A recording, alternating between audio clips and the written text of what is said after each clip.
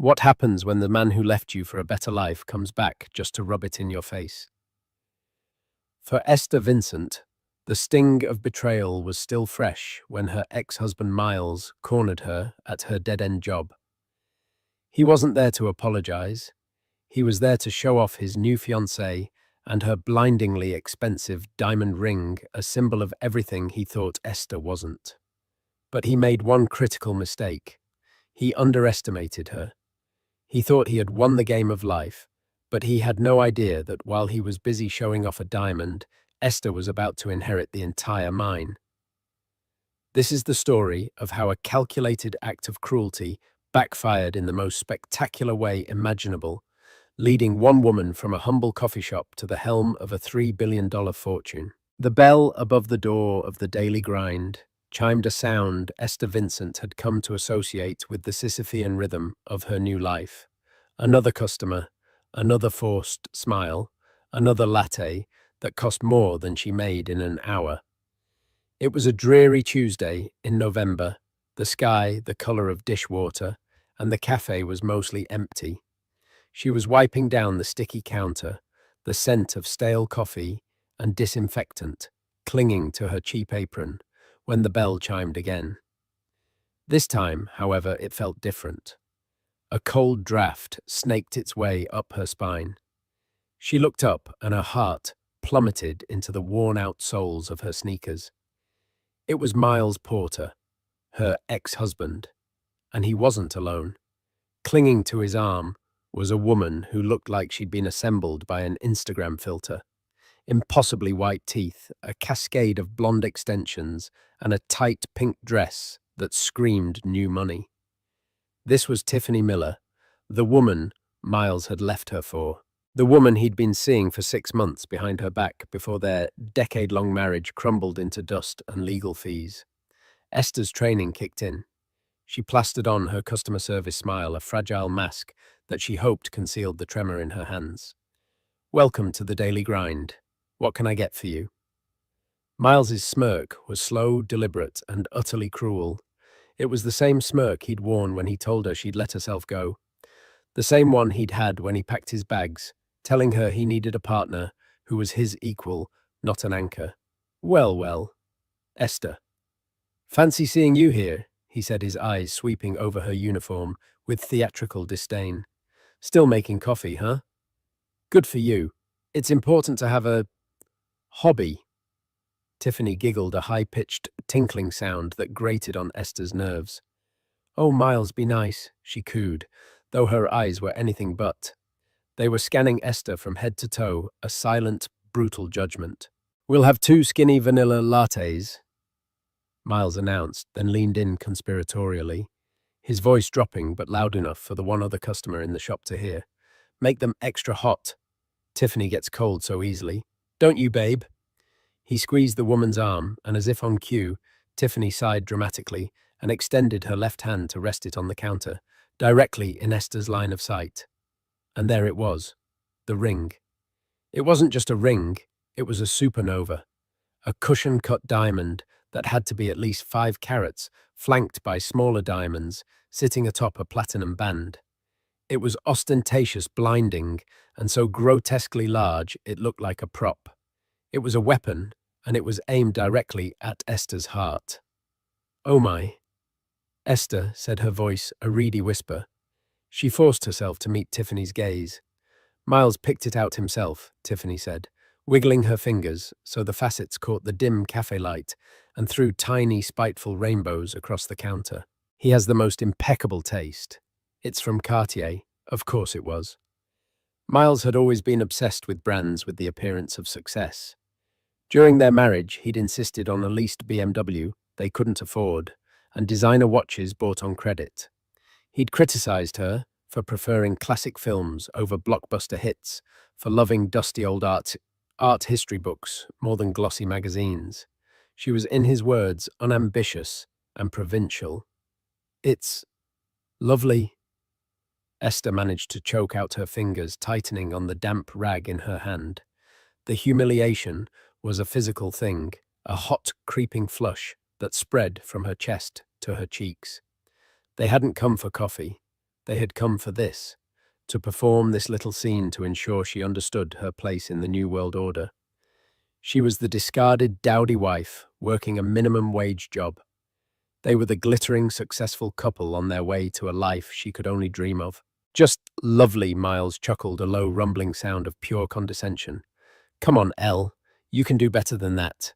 It's a VVS1D color. Cost more than my first condo. But you know, nothing's too good for my Tiff.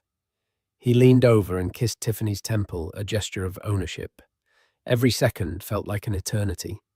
Esther's mind raced, replaying the 1,000 sacrifices she had made for him.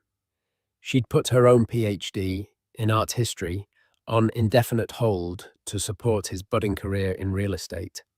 She'd edited his business proposals, coached him for presentations, and celebrated his every minor victory as if it were her own. She'd believed in him, in them, and this was her reward. She took a deep breath, forcing the air into her tight lungs. She would not cry, not in front of them. She punched their order into the register, her movements stiff and robotic. That'll be 12,050s. Miles pulled out a crisp $100 bill from a thick money clip. He'd never used a money clip when they were married. Keep the change, he said with a magnanimous wave of his hand. Looks like you could use it. The barb landed exactly as intended. It was a direct reference to the bitter divorce settlement where his lawyer had painted her as a freeloader, conveniently forgetting the inheritance she'd used to pay the down payment on their first home, the home he now shared with Tiffany. As Esther turned to the espresso machine, her back to them, she allowed a single hot tear to escape and trace a path down her cheek. The hiss of the steam wand was a welcome noise, drowning out the sound of their smug whispers. She worked on autopilot, her hands expertly tamping the espresso grounds and frothing the milk, a muscle memory from a life she never imagined for herself. She placed the 2 cups on the counter, careful not to look at the ring again. Here you are, she said, her voice flat, devoid of all emotion. Tiffany picked up her cup, her bejeweled hand looking absurdly out of place. Thanks, she chirped, then looked at Miles. Ready to go, honey? We have our tasting at Percy at 1. Percy, the 3 Michelin star restaurant they had once dreamed of going to for their 15th anniversary, an anniversary they never reached. Absolutely, Miles said, taking Esther in one last time. His expression was one of finality, of a chapter firmly and satisfyingly closed. Good seeing you, Esther. Take care of yourself. It wasn't a wish. It was a dismissal.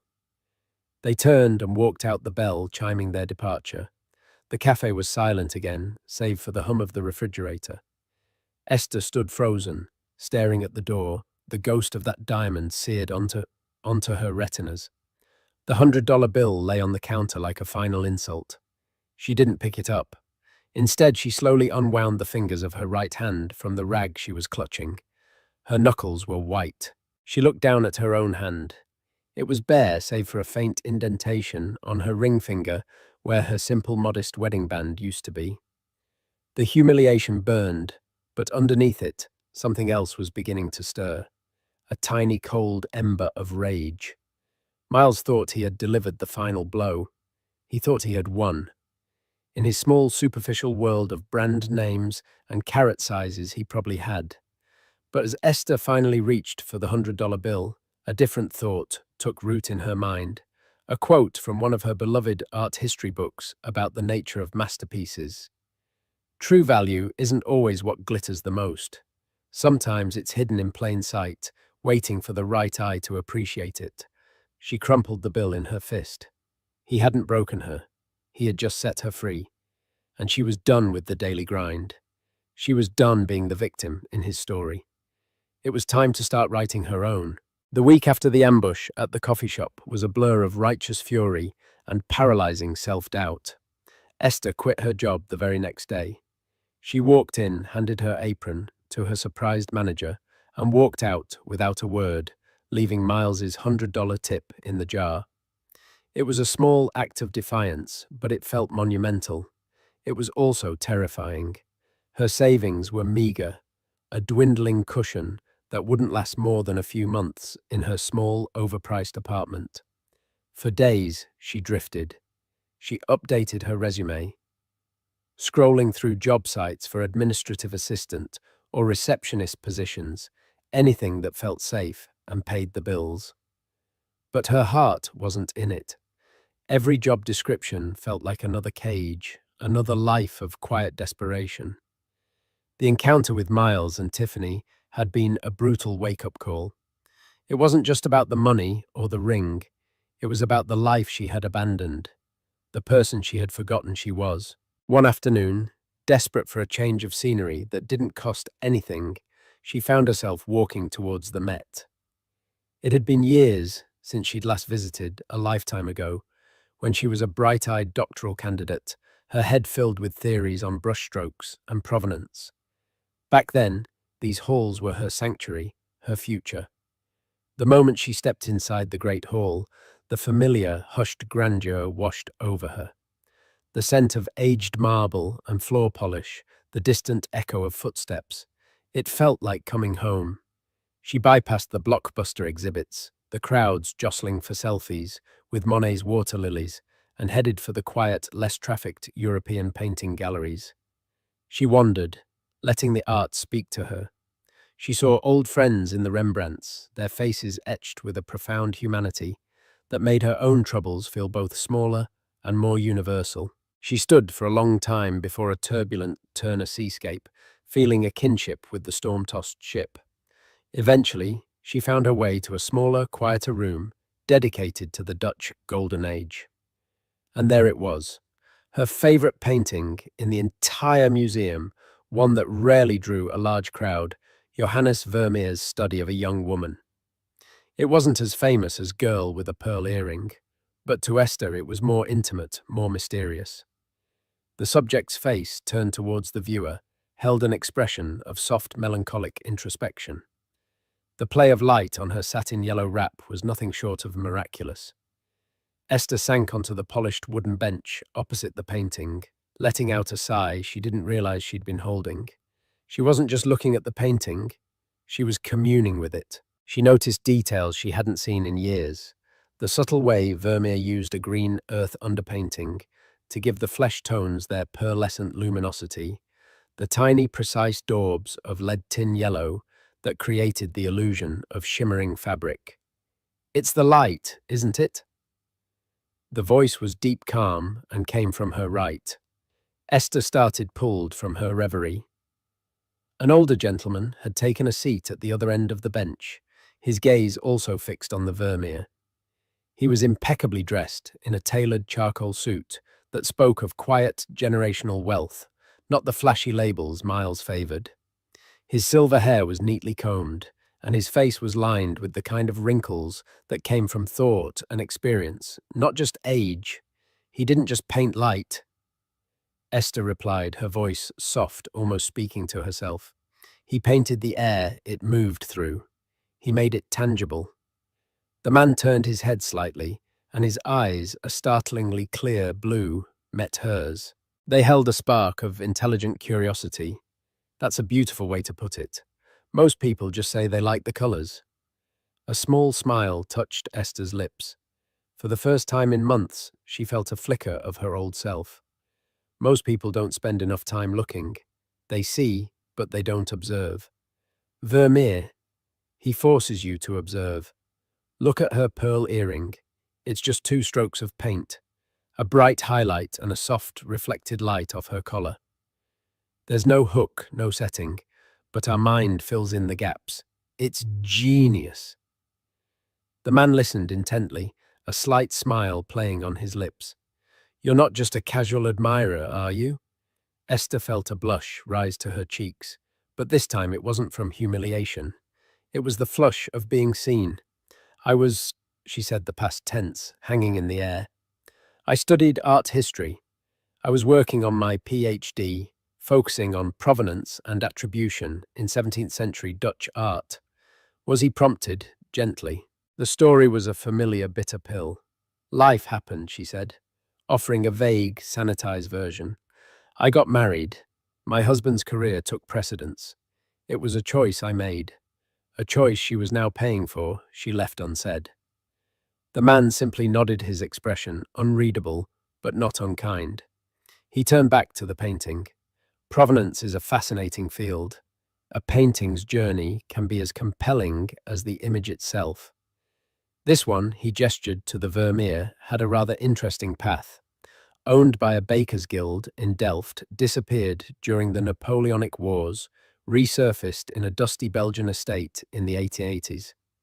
Each owner, each hiding place adds a layer to its story. Esther was stunned. This was not common knowledge found on the museum placard. This was deep academic detail. How did you know that? He finally turned to face her, fully extending a hand. Julian Devereaux. And to answer your question, I know because my great-grandfather was the one who bought it from that Belgian estate. Esther's jaw nearly dropped. She shook his hand, his grip firm and warm. Devereaux. The name was familiar. Devereaux Holdings, a massive privately owned conglomerate with interests in technology, renewable energy, and she now recalled from a long-forgotten article one of the most significant private art collections in the world. This wasn't just a wealthy man. This was a titan. By some estimates, his family's fortune was north of 3 bars. Esther Vincent, she said, her voice barely a whisper. She felt suddenly underdressed, out of her depth. A pleasure, Esther Vincent. Julian said, his smile genuine. You have a remarkable eye. It's rare to find someone who speaks the language of art so fluently. Tell me, what do you think of the attribution of the concerts, he asked, referencing the Vermeer stolen from the Isabella Stewart Gardner Museum. And just like that, they were off. For the next hour, they sat on that bench and talked. They debated the possible hands in Rembrandt's workshop, the influence of Caravaggio on the Utrecht school, and the modern techniques used to uncover forgeries. Esther felt alive. The dusty corners of her mind were being illuminated, the intellectual muscles she hadn't used in a decade, stretching and firing. She wasn't a barista. She wasn't a scorned ex-wife. She was a scholar. Julian listened more than he spoke, posing questions that were sharp and insightful, drawing out her knowledge, her passion. He didn't once ask what she did for a living now, where she lived, or if she was married. He was interested in her mind. Finally, looking at his classic Patek Philippe watch, he sighed. I'm afraid I have a board meeting I am inexcusably late for. He stood up, and Esther did as well, feeling a pang of disappointment that the conversation was over. Thank you, she said, her sincerity catching her by surprise. This has been wonderful. The pleasure was all mine, Esther, he replied. He reached into his suit jacket and pulled out a simple, elegant business card. It was thick cardstock, with only his name, a phone number, and an email address. No company logo, no title. I have a small collection of my own, he said with colossal understatement. Some pieces have questionable provenance that my curator and I have been debating for years. I would be very interested to hear your opinion on them sometime. No pressure, of course, just a thought. He handed her the card. Their fingers brushed, and a strange, unexpected warmth shot through her. I would love that, she said, her voice filled with a hope she hadn't felt in years. Excellent. I'll look forward to hearing from you, Julian, Devereaux said with a final warm smile. He gave a slight nod and walked away, his confident, unhurried steps echoing softly in the gallery.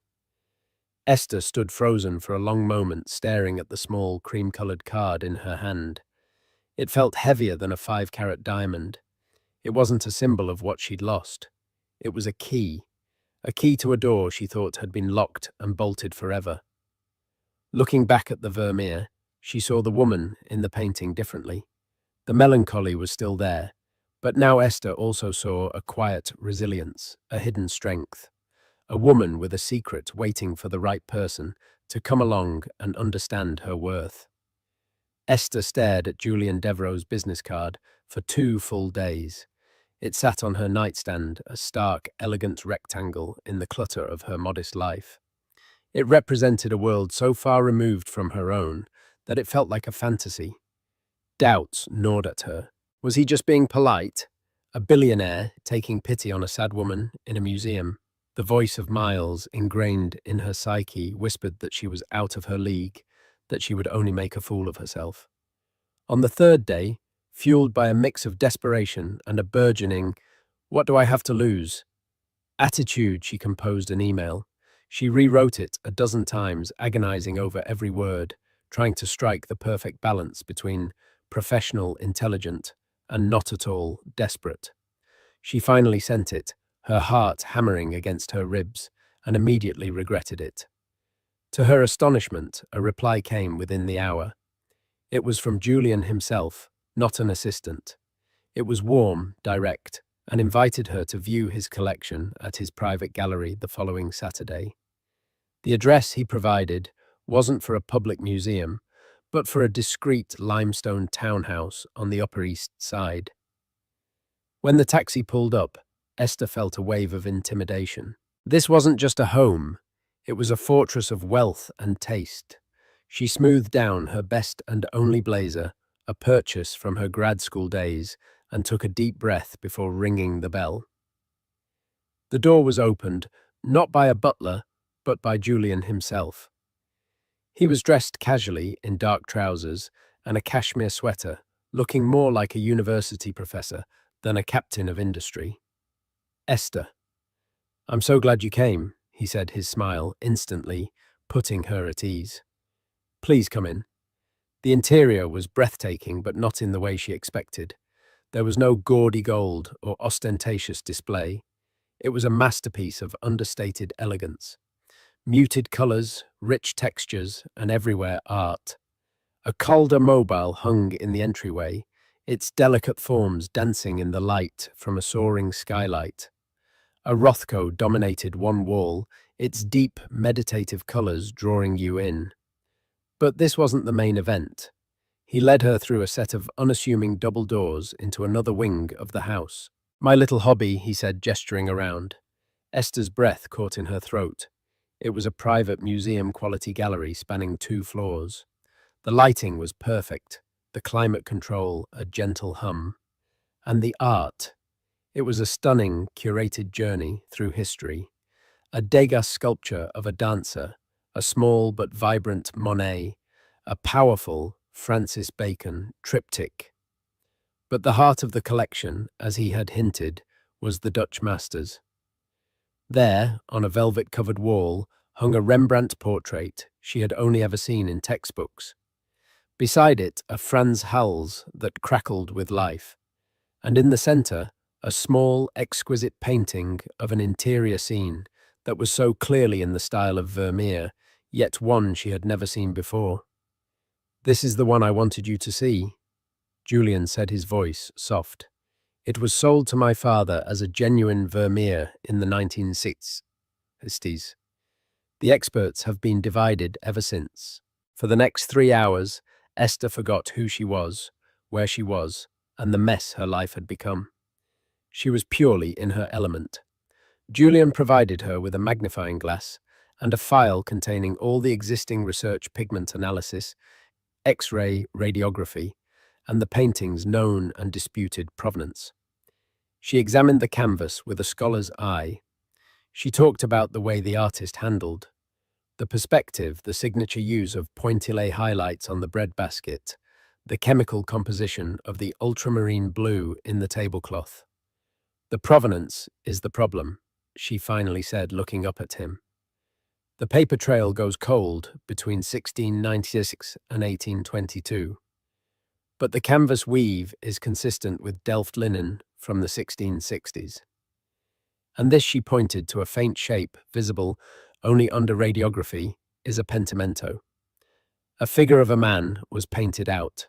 Vermeer did the same thing in Girl Reading a Letter at an Open Window. He removed elements to enhance the sense of quiet solitude." Julian watched her, his expression one of deep admiration. "So what is your verdict, Miss Vincent?" She took a deep breath. "I believe it's authentic. But to prove it, you'd need to match the specific chemical signature of the lead-white paint to other authenticated Vermeer works. It's a specific isotope found in lead from the English Peak District, which we know he used. It's a long shot, but possible." He was silent for a moment. That's the most cogent and insightful analysis I've heard in 20 years of owning this piece. You have a gift, Esther. That day marked the beginning of something new. Julian began inviting her regularly, not on dates but as a paid consultant. He insisted on compensating her for her time, paying her a generous hourly rate that was more than she used to make in a day.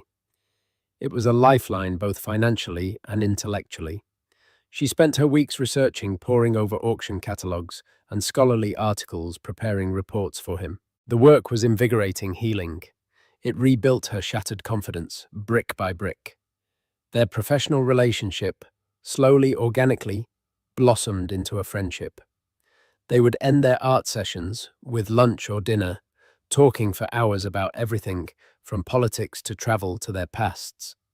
She learned about his late wife, who had passed away from cancer a decade earlier, and his dedication to funding medical research in her name.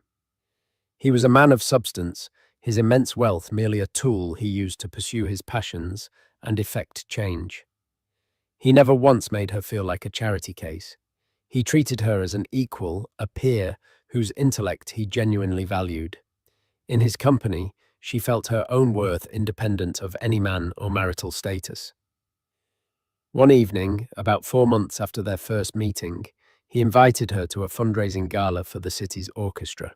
"I need a beautiful, intelligent woman on my arm who can tell me if the art they're auctioning off is actually worth bidding on," he'd said, with a twinkle in his eye, making it impossible to refuse. She spent a week's worth of her consulting fees on an elegant, deep blue evening gown.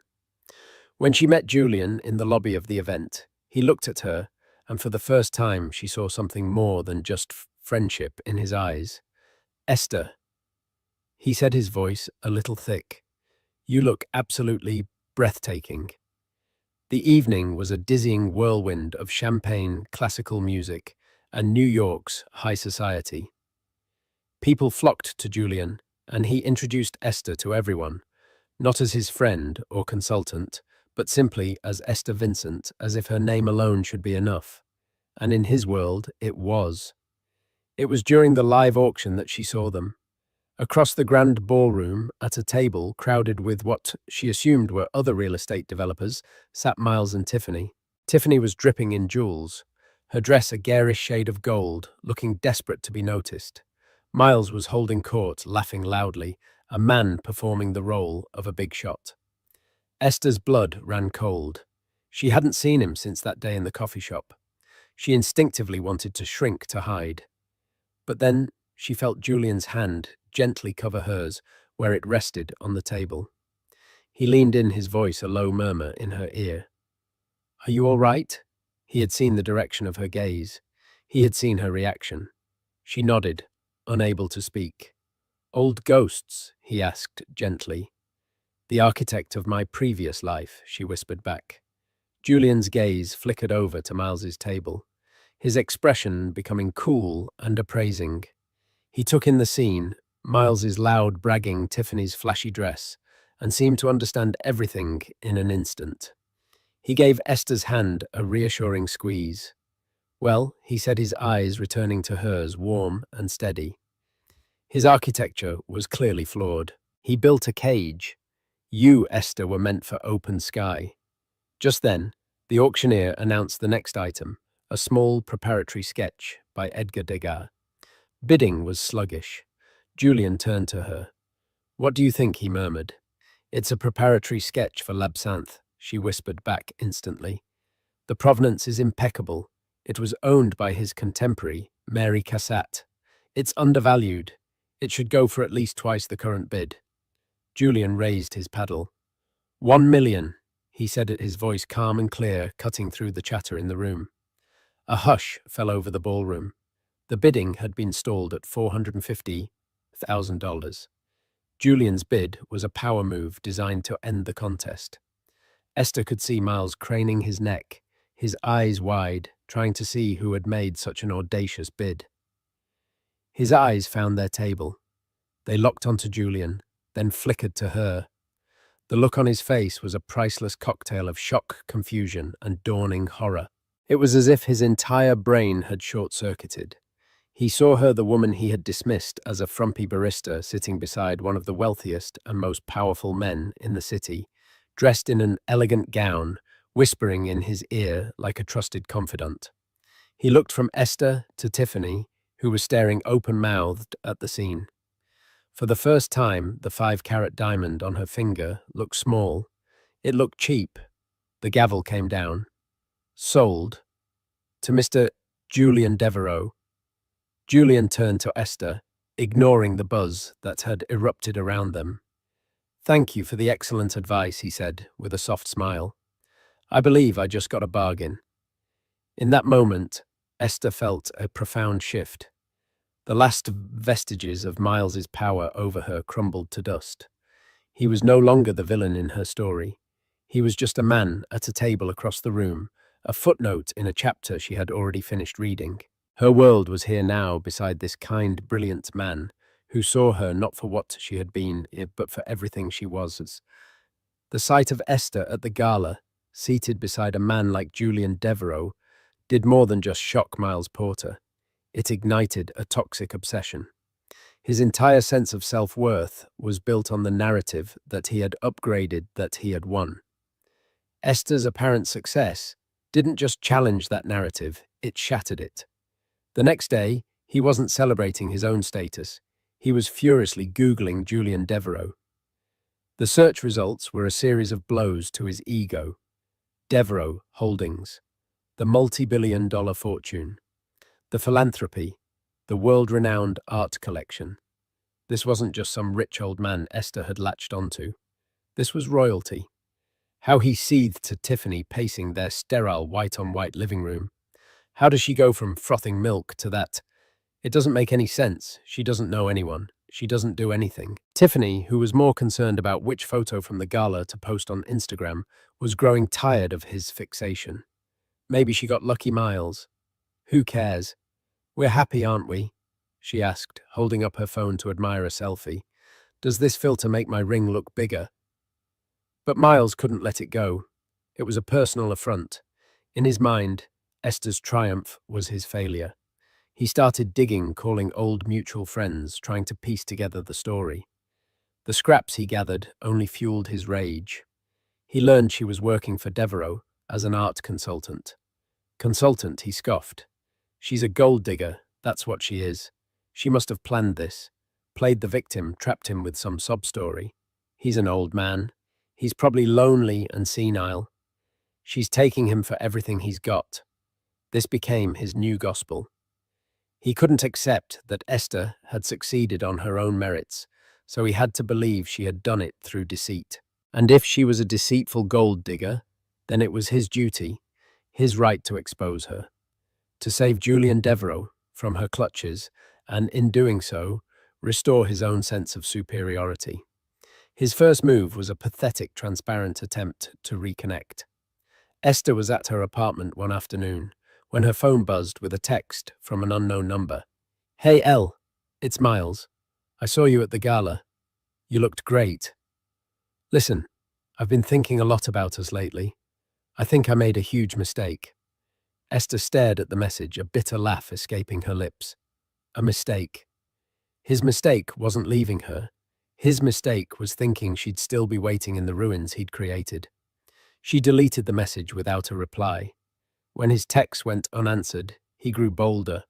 He found the email address for Devereaux Holdings' general inquiry line. Posing as a concerned friend, he crafted a venomous, anonymous email. "To whom it may concern. I am writing out of grave concern for Mr. Julian Devereaux. I have recently learned that he has become involved with a woman named Esther Vincent. While she may present as intelligent and charming, I feel it is my moral duty to warn you that this woman is a master manipulator with a history of opportunism. She is a classic gold digger who preys on wealthy, established men. Her recent divorce left her with nothing, and she is clearly desperate. I urge you to investigate her background thoroughly before she can inflict any serious financial or reputational damage on Mr. Devereaux and his company, a friend of the family." The email was flagged by Julian's long-serving and fiercely loyal chief of staff, a formidable man named Arthur Vincent. The shared surname with Esther was a coincidence that did not go unnoticed. Arthur, a man whose job was to anticipate and neutralize threats, immediately launched a quiet, thorough background check on Esther. He was protective of Julian, especially since his wife's passing, and the email, though anonymous, had the ring of a jilted ex-lover. A few days later, Julian invited Esther for dinner at his townhouse. He seemed quieter than usual. After the plates were cleared, he looked at her, his blue eyes searching her face. Esther. He began, his tone serious. There's something I need to discuss with you. It's a bit delicate. Her heart sank. This was it. He'd found out about her barista job, her tiny apartment, the messy details of her divorce. He was going to let her go. He slid a tablet across the table. On the screen was the anonymous email. She read it, her face paling. The words were a twisted distortion of her life, painting her as a conniving predator. The humiliation she felt was acute, but it was quickly replaced by a cold fury. This was Miles's handiwork. The language, the sneering superiority masquerading as concern, it was unmistakably him. My chief of staff, Arthur, brought this to my attention, Julian said calmly, watching her reaction. He's very protective. He ran a background check on you. Esther flinched as if struck. Oh, he found out about your previous job at the coffee shop. Julian continued. He found out about the details of your divorce settlement, namely that your ex-husband's business was built on seed money you provided from a family inheritance, a fact his lawyers managed to obscure. He also discovered that your ex-husband, Miles Porter, recently closed a big real estate deal with a competitor of mine and has been bragging all over town about his trophy fiancée. Esther looked up stunned. She had never told Julian these details. She had been too proud, too ashamed. Julian reached across the table and placed his hand over hers. His touch was warm and steady. Esther, did you think I was interested in you because of some fabricated pedigree? I am a 70-year-old man who has built an empire. I can spot a sycophant or a fraud from a mile away. They are all I meet. They flatter, they fawn, they agree with everything I say. He paused, his gaze softening. From the first moment we spoke in front of that Vermeer, you have never been anything but yourself. You've challenged me, you've taught me things, and you've never once asked me for anything other than respect for your opinion. You are the most genuine person I have met in decades. Tears welled in Esther's eyes, not of shame, but of overwhelming relief and gratitude. The person who wrote this email, Julian said, his voice hardening as he gestured to the tablet, is a small, bitter man. He is threatened not by who you are with, but by who you are. He tried to diminish you so he could feel big, and he failed. He picked up the tablet and deleted the email with a decisive swipe. Now, that's the end of that. Arthur has been instructed to route any further correspondence from a friend of the family directly to the trash. Let's talk about something more interesting. I was looking at the preliminary sketches for the new wing of the Children's Hospital. The conversation shifted, but the moment hung in the air, a profound turning point. Miles's attempt to poison their relationship had backfired spectacularly. Instead of creating doubt, it had swept away all of Esther's remaining insecurities. It had forced a level of honesty and vulnerability between her and Julian that might have taken months to achieve otherwise. By trying to expose her as a fraud, Miles had only succeeded in revealing the depth of her character and the strength of Julian's trust in her. Meanwhile, Miles's obsession was beginning to corrode his own life. His work suffered. He lost a major client because he was too busy stalking Esther's non-existent social media than preparing for a presentation. His relationship with Tiffany was also fraying. Why are you always talking about her? Tiffany whined one evening after he'd spent 20 minutes ranting about Esther's new life. It's like you're more interested in your ex-wife's life than ours. Don't you love me?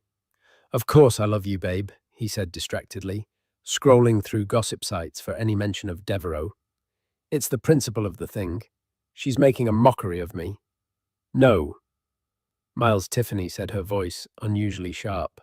She held up her left hand, the giant diamond glittering under the halogen lights of their kitchen. This was supposed to be the mockery. We were supposed to be the winners. But all you do is look over your shoulder at her. It's starting to feel like we're the ones who lost. The accusation hit him like a physical blow.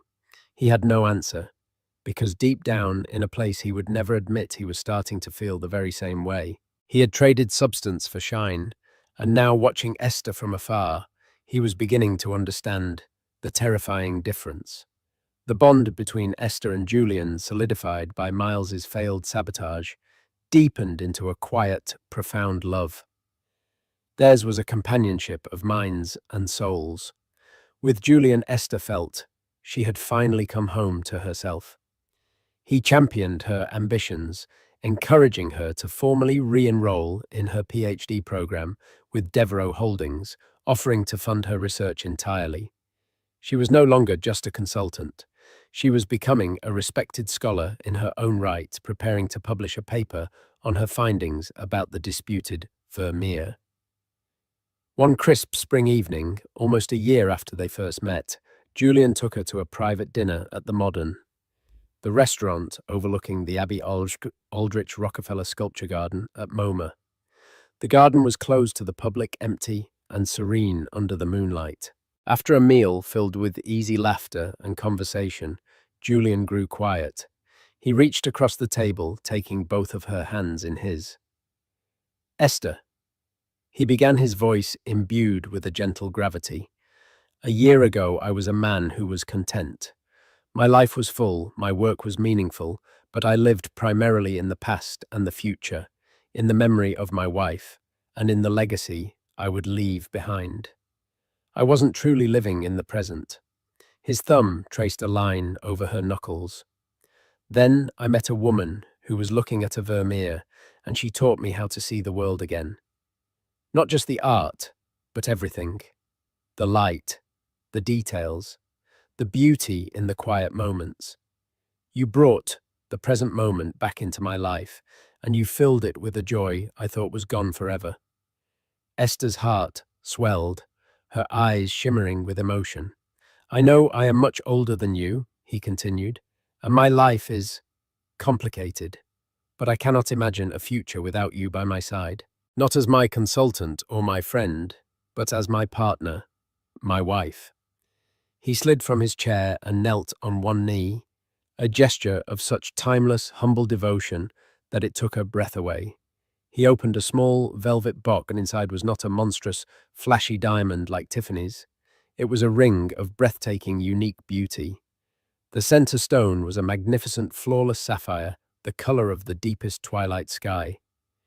It was a royal blue cushion cut, around 10 carats, but its value wasn't just in its sunwidths. It was flanked on either side by 2 shield-cut diamonds set in a platinum band that was intricately engraved with a subtle Art Deco pattern. It was a piece of art, a statement of taste and history, not just wealth. "This was my grandmother's," Julian said softly. "The sapphire is from Kashmir, a region whose mines were depleted over a century ago. They are the most coveted sapphires in the world because of this velvety cornflower blue. It's called the Devereaux Sapphire. Like you, Esther, it is beautiful, brilliant, and exceedingly rare. Esther Vincent, will you do me the extraordinary honor of becoming my wife?" Tears streamed freely down her face as she nodded, unable to speak. "Yes," she finally breathed. "Yes, Julian. Of course, yes." He slid the ring onto her finger. It was a perfect fit. It felt not like a possession, but like a promise, a symbol of a love that was built on substance, respect, and a shared view of the world. The news of the engagement of Julian Devereaux, one of the world's most elusive billionaires, to the relatively unknown Esther Vincent, was an explosion in the worlds of finance and society. The story was picked up by the New York Times, Forbes, and even the International Society pages. The articles weren't gossip, they were feature pieces. They detailed Esther's scholarly background, her rediscovery of her passion, and framed the story as a meeting of minds. They mentioned her upcoming publication and her role in advising the Devereaux Art Foundation. She was not portrayed as a gold digger, but as a formidable intellectual who had captured the heart of an equally formidable man. For Miles Porter, the news was a public execution of his ego. He was in his office trying to salvage a deal that was going south when his phone started buzzing incessantly. A colleague forwarded him the Times article. He clicked the link and his world tilted on its axis. Billionaire Julian Devereaux to wed art historian Esther Vincent. He read the article, his face turning a blotchy red. It praised her. It lauded her keen eye and sharp intellect.